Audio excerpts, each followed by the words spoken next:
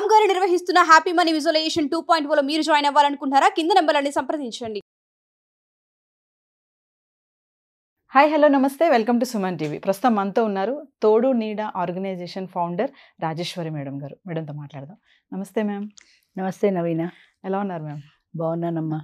Ma'am, తోడు నీడ organisation పెట్టి 14 సంవత్సరాలు అవుతుంది. అవును. సో ఇప్పటి వరకు మరి మెన్స్ ఉమెన్స్ చూసుకుంటే సంఖ్య పరంగా చూసుకుంటే ఎవరిది ఎక్కువ ఉంది? మెన్స్ ఎక్కువ వస్తున్నారా, ఉమెన్స్ ఎక్కువ వస్తున్నారా? ఒకవేళ ఉమెన్స్, నాకు తెలిసి ఉమెన్స్ అంత తొందరగా రారు. అవును, మీరు అదే ఆన్సర్ చెప్తారు అనుకుంటున్నాను నేను. సో ఉమెన్స్ ఎందుకు రావటం లేదు అనే దానికి కారణాలు ఏంటంటారు మేడం? నువ్వు ఊహించింది కరెక్టే, చాలా మంచి ప్రశ్న కూడా. కంపారిటివ్గా ఈ 14 సంవత్సరాలను సంఖ్యాపరంగా చూసుకుంటే మగవాళ్ళు పెరుగుతున్నారు, ఆడవాళ్ళు ఆశించినంతగా పెరుగుతున్నారు కానీ ఆశించినంతగా పెరగట్లా. ఫస్ట్ టైం స్టార్ట్ చేసినప్పుడు 5 మెంబర్స్ నా దగ్గర. 5 ఎలా కార్యక్రమం చేస్తానని భయపడ్డాను. కార్యక్రమం మొదలుపెట్టినప్పుడు 20, 4 ఏళ్ల కింద దాకా 50, ఇప్పుడు 70. అంటే పెరుగుతోంది కానీ కంపారిటివ్గా చూస్తే మగవాళ్ళతో సమానంగా పెరగటల. అంటే 50% కూడా ఉండట్లా.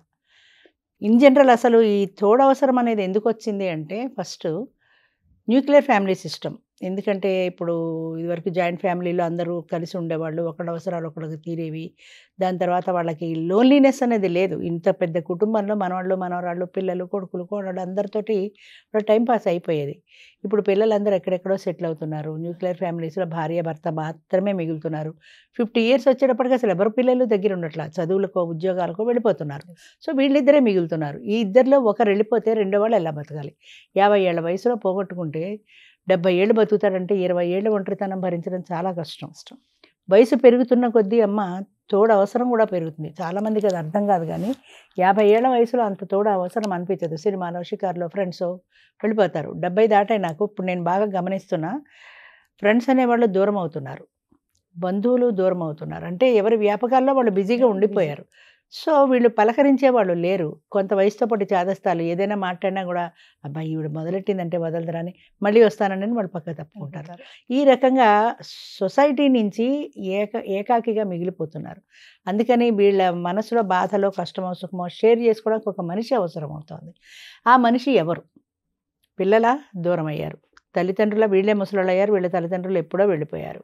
సొసైటీయే ఎవరి పనుల్లో వాళ్ళు బిజీ అయిపోయారు. తర్వాత పిల్లలు ఒకవేళ జాయింట్ ఫ్యామిలీలో ఉన్నా కూడా వాళ్ళ వే ఆఫ్ థింకింగ్ వేరుంటుంది, మన వే ఆఫ్ థింకింగ్ వేరుంటుంది. ఇప్పుడు మా అబ్బాయి వాళ్ళు ఈ ఊళ్ళో ఉన్నారు, 1 గంట కూర్చొని మాట్లాడతాం మహా అయితే. కానీ ముసలాడితో కలిసి 2-3 గంటలు మాట్లాడినట్టు వాళ్ళతో మాట్లాడాలంటే కుదరదు. అది ఆ జనరేషన్ గ్యాప్తో వచ్చేసిన థింకింగ్ తేడా కూడా ఉంటుంది. మన ఆలోచన విధానం వేరుంటుంది, వాళ్ళ ఆలోచన విధానం వేరుంటుంది. అయితే పిల్లలతో కలిసి ఉన్నప్పుడు వాళ్ళు అపేక్షగా చూసుకుంటారు, అన్నింటికీ ఇబ్బంది లేదు. కానీ నీ మనసులో మాట షేర్ చేసుకోవడానికి నీ ఏజ్ గ్రూపే కావాలి. సో ఏజ్ గ్రూప్ అనేవాళ్ళు ఎవరు? భార్య తప్ప ఇంకెవరు లేరు. ఎవరున్నా ఒక ఫ్రెండ్ ఉన్నా కూడా కొద్దిసేపు మాట్లాడతారు. మీరు హాస్టల్లో ఉండండి, సీనియర్ సిటిజన్ హోమ్లో ఉండండి, ఓల్డ్ ఏజ్ హోమ్లో ఉండండి, వాళ్ళకి మన సోది ఎంతసేపు వింటారు? కాసేపు వింటారు. ఆ తర్వాత నాకు నిద్ర వస్తుందని వెళ్ళి పడుకుంటారు. నీకు తలనొప్పి వస్తుంది లేదా నిద్ర రాదు. నీ భార్య నీ భర్త నీకు తోడున్నట్టుగా సృష్టిలో ఎవ్వరూ సాటి రారు. ఇది డాక్టర్స్ కూడా చెప్పే నిజం. అదే ఒంటరిగా బ్రతకడం కష్టం అని. సో ఒక మనిషి తోడు అవసరం ఉంటుంది. ఆ తోడు అనేది కేవలం భార్యకి మాత్రమే సాధ్యం అవుతుంది. కాబట్టి తోడు కోసమని ఎక్కువ మంది వస్తున్నారు. అందులో ఇంకా మగవాళ్ళు ఎందుకు ఎక్కువ వస్తున్నారంటే, మగవాళ్ళు మానసికంగా చాలా బలహీనలు. అలా అనకూడదు కానీ ఆడవాళ్ళు మానసికంగా చాలా స్ట్రాంగ్. ఫిజికల్గా వాళ్ళు బలహీనలు కానీ మానసికంగా స్ట్రాంగ్. మగవాళ్ళు ఏంటంటే ఎంత బిజీ లైఫ్ ఉన్నా ఇంటికి వచ్చేటికి భార్య లేకపోతే ఆరక్షణం తోచదు వాళ్ళకి. అసలు ఎంత అది రెస్ట్లెస్ అయిపోతారు మనిషి కనపడకపోతే. ఎంతమంది ఉన్నా కూడా ఎంతమంది ఉన్నా సరే, మళ్ళీ ఆమె ఉంటే పోనీ అంత ప్రేమగా చూసుకుంటారంటే అది ఉండకపోవచ్చు, కానీ నా మనిషి అనేది ఉండాలి. అక్కడ లేకపోతే మాత్రం చాలా రెస్ట్లెస్గా ఫీల్ అవుతారు. నాకు బాగా గుర్తు, మా నాన్నగారు హాస్పిటల్లో ఉండగా మా అమ్మగారు కనపడలేదని ఆయన, మీ అమ్మమ్మ ఎక్కడ చచ్చింది అని అడిగారు. కోపం, ఆవిడ లేదు అక్కడ అని. హాస్పిటల్లో నేను ఉన్నాను, నన్ను వదిలిపోయింది అని కోపం. మా అబ్బాయి ఉన్నాడు అక్కడ, ఎవరో ఒకరు ఉన్నారు కదా, ఆవిడే ఉండాలి. అలాంటి మైండ్ సెట్ మగవాళ్ళకు ఉంటుంది.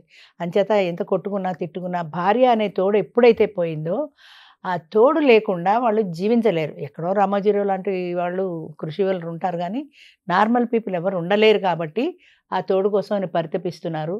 వాళ్ళకి ఇంత సోషల్ స్టిగ్మా ఉండదు ఆడవాళ్ళకు ఉన్నట్టు. అంచేత వాళ్ళు ఎక్కువ సంఖ్యలో రాగలుగుతున్నారు ధైర్యంగా.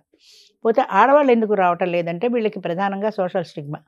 సొసైటీ పట్ల భయం, ఏమంటుందో ఏం చేస్తారో. 2 పిల్లల పట్ల భయం, పిల్లలు ఒప్పుకోరు, చాలామంది పిల్లలు ఒప్పుకోరు.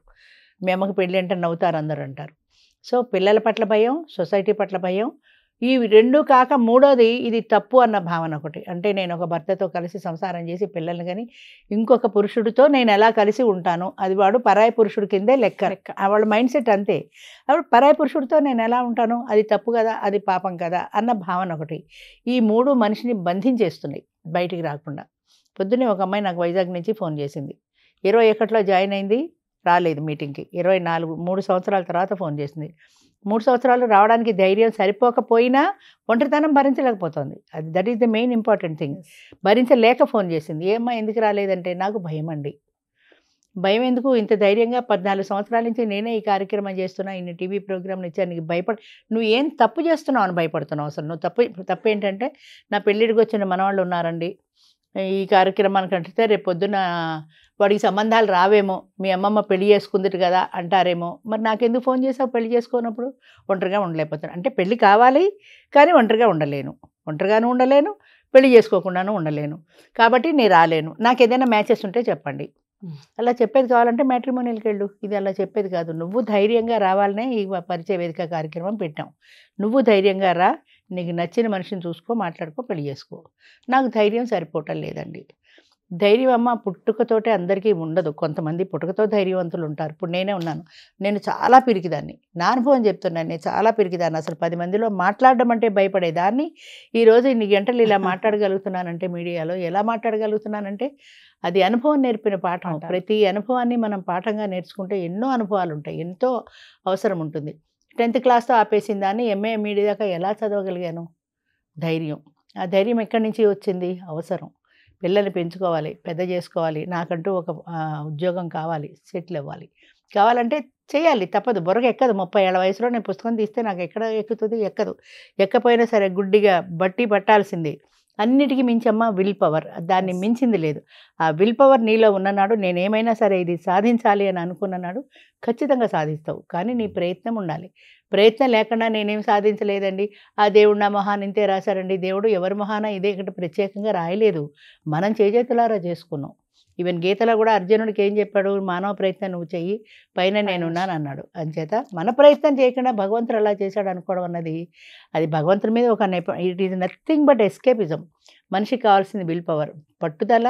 ఏ పనైనా సరే నేను సాధించి తీరుతాననే పట్టుదల, దానికి తగిన కృషి. ఈ 2 ఉంటే మానవుడు సాధించలేనిది లేదు నా దృష్టిలో. కనీసం మన ఫ్యామిలీకి సంబంధించి మన సమస్యని మనం సాల్వ్ చేసుకోగలం ఈ 2 ఉంటే. ఈ 2 లేకపోవడమే ప్రధానమైన కారణం. ఆడవాళ్ళు ముందుకు రాకపోవడానికి కూడా 100 మంది ఫోన్ చేస్తే 50 మంది వస్తారు. మిగతా 50 మంది ఎందుకు రావట్లేదంటే వాళ్ళకి ధైర్యం సరిపోవట్లా. మళ్ళీ చెప్తారు, అమ్మ టీవీలో మీ ప్రోగ్రామ్ చూసామండి, చాలా బాగుందండి, చాలా ఇన్స్పైరింగ్గా ఉందండి, ఇన్ని కథలు చెప్తారు కానీ రావడానికి రారు. ఒకవేళ ధైర్యం చేసి వస్తాం, నా పిల్లలు తిట్టి 2 నోరు మూసుకొని కూర్చో ఉంటారు. ఇంకొక భయం ఏంటంటే ప్రధానమైంది, వస్తాము పిల్లల్ని కాదనుకొని వస్తాము, వచ్చిన తర్వాత అవతల వ్యక్తి సరైన వ్యక్తి కాకపోతే నా జీవితం మళ్ళీ మొదటికే వచ్చింది కదా, ఇప్పుడు వీడు వద్దు, వీడు నన్ను చావగొడుతున్నాడు, నాకు ఈ జీవితం వద్దు అనుకొని పిల్లల దగ్గరికి వెళ్తే వాళ్ళు రానివ్వరు. మమ్మల్ని కాదనుకుని వెళ్ళిపోయావు కదా, మా గుమ్మం తొక్కద్దంటారు. అక్కడ అది పోతుంది, ఇక్కడ ఇది పోతుంది, 2 పోతాయనే భయం. ప్రధానంగా ఆ భయం. అది చాలా వరకు కరెక్ట్ కూడా. వచ్చే వ్యక్తి ఎటువంటి వాడు అనేది మనం ఎలా చెప్తాం? అమ్మాయి చెప్తుంది పొద్దున్న, నాకు ఒక మంచి వ్యక్తి అయితే చాలండి, నాకు కూడా మంచి వ్యక్తి అయితే చాలు అని నేను అనుకుంటాను. కానీ వచ్చిన వ్యక్తితో నేనెంతవరకు మంచిగా ఉంటున్నాను, నేనెంతవరకు సర్దుకుంటున్నాను? ప్రధానంగా ఎప్పుడు నాకు వచ్చే వ్యక్తి మంచివాడై ఉండాలి, నన్ను పొలాల్లో పెట్టి చూసుకోవాలి, నన్ను బాగా చూడాలి, సినిమాలో హీరోయిన్ ఎత్తుకొని తిప్పాలి, నన్ను దేశాలు తిప్పాలి, ఇంత పెద్ద లిస్టు పెట్టుకుంటారు. కానీ వాడికి నేనేం చేస్తున్నాను అన్నది ఆలోచించరు. నీకు కావాల్సిన కోరికలు చెప్తున్నావు కాదు, అవతల వ్యక్తికి కూడా ఏం కావాలి, ఆ వ్యక్తితో నువ్వు కలిసిపో, అప్పుడు ఏంటంటే చేయగలుగుతావు. అందుకని ఆడవాళ్ళు రాకపోవడానికి ఈ 3, ఏది సోషల్ స్టిగ్మా, పిల్లల భయం, ధైర్యం లేకపోవటం. ధైర్యంగా ముందుకొచ్చి ఒక పరిష్కారాన్ని వాళ్ళు ఆలోచించుకొని ఆ పరిష్కారం దిశగా వాళ్ళు నడిచినప్పుడు ఖచ్చితంగా రాగలుగుతారు. మ్యామ్ ఫైనల్లీ మీరు పిల్లలకి అని చెప్తారా మేడం? మరి చాలామంది ఇప్పుడు జెంట్స్ వస్తున్నారు కదా, మరి లేడీస్ రావట్లేదు, మహిళలు అంటే 60 years అబోవ్ అయిన వాళ్ళు, ఫ్యామిలీ మీరు అన్నట్టు పిల్లలు ఏమనుకుంటారో అని. పిల్లలు ఎందుకు ఆలోచించడం లేదు వాళ్ళ గురించి కూడా?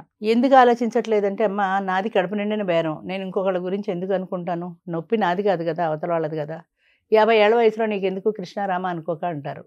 50 ఏళ్ల వయసులో వీళ్ళు కృష్ణారామ అనుకోవాలి, కోరికలు చావటం లేదు, చచ్చిపోతే కదా కృష్ణారామ అనుకోవడానికి. అటు దృష్టి వెళ్ళటల్లా, ఇంకా సినిమాలు చూడాలనే ఉంటుంది తప్ప కృష్ణారామ అనుకోవాలని లేని వ్యక్తిని నువ్వు ఎంతసేపు కృష్ణారామ అనుకోమంటావు?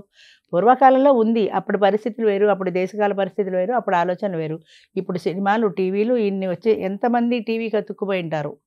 50 ఏళ్ల వయసులో వాళ్ళకి వేరే కాలక్షేపం లేదు, వచ్చిన సీరియల్స్ మొత్తం చూస్తారు, ఇంక వేరేగా లేదు కదా, ఏం చేస్తారు? మరి వేరే ఎంటర్టైన్మెంట్ లేదు వాళ్ళకి. నువ్వు కృష్ణారామ అంటే వాళ్ళ మైండ్ వెళ్ళదు దాని మీదకి. రెండోది ఏంటంటే, ఈ వయసులో నీకు పెళ్ళి అవసరమా? పిల్లలు అర్థం చేసుకోవాల్సినది ఏంటంటే, ఈ వయస్సు అన్నది తప్పు మాట. వయసు, పెళ్ళికి వయసుతో పరిమితి లేదు. పిల్లల్ని కనడానికి మాత్రమే పెళ్ళి కాదు, పిల్లల్ని 40-50 ఏళ్ళు వచ్చేటికి పిల్లలందరూ సెటిల్ అయిపోయారు. మరి ఇప్పుడు ఉన్న 3 పిల్ల విడాకులు ఇచ్చి విడిపోతున్నారా? కలిసి ఎందుకుంటున్నారు? ఇద్దరు వ్యక్తులు, ఒక స్త్రీ ఒక పురుషుడు జీవితకాలం కలిసి ప్రయాణం చేసేటువంటి ఒక జీవనయానం అది. చివరి వరకు కూడా ఒకరికొకరు తోడుగా ఉంటారు, ఒకరి కష్ట సుఖాల్లో ఒకళ్ళు పంచుకుంటారు. అమెరికాలో ఉన్న పిల్లలు జ్వరం వచ్చింది రమ్మంటే రాలేరు కదా. మొన్న నాకేదో ఆపరేషన్ అయింది, నాకు హార్ట్ అటాక్ వచ్చింది, హాస్పిటల్లో ఉన్నాను, మా అబ్బాయి ఊళ్ళో ఉన్నాడు కాబట్టి గౌబా వచ్చాడు, హాస్పిటల్లో చేర్చారు, కొడుకు కోడలు చూసుకున్నారు. అంచేత మనల్ని చూసుకోవడానికి ఒక మనిషి కావాలి. ఒక మనిషి ఉంటే అప్పుడు మనం ధైర్యంగా ఉండగలుగుతాం. నాకు ఒక మనిషి ఉన్నాడన్న భరోసా. భార్యాభర్తల బంధానికి మించిన భరోసా లేదు నా దృష్టిలో. భార్యాభర్తలకు మించిన భరోసా ఏదీ లేదు. వాళ్ళిద్దరుంటే పచ్చరన్నం తిన్నా, కలో గంజో తిన్నా ఇద్దరు కలిసి ఉంటారు. 50-60 ఏళ్ళు దాటిన తర్వాత కూడా పెళ్ళి అవసరమా లేదా అనేది మరొక ఎపిసోడ్లో మళ్ళీ మాట్లాడుకుందాం మేడం. తప్పకుండా. థ్యాంక్ యూ అమ్మా, thank you very much. Suman టీవీలో మీ పర్సనల్ అండ్ బిజినెస్ ప్రమోషన్స్ కోసం కింది నెంబర్కి కాంటాక్ట్ చేయండి.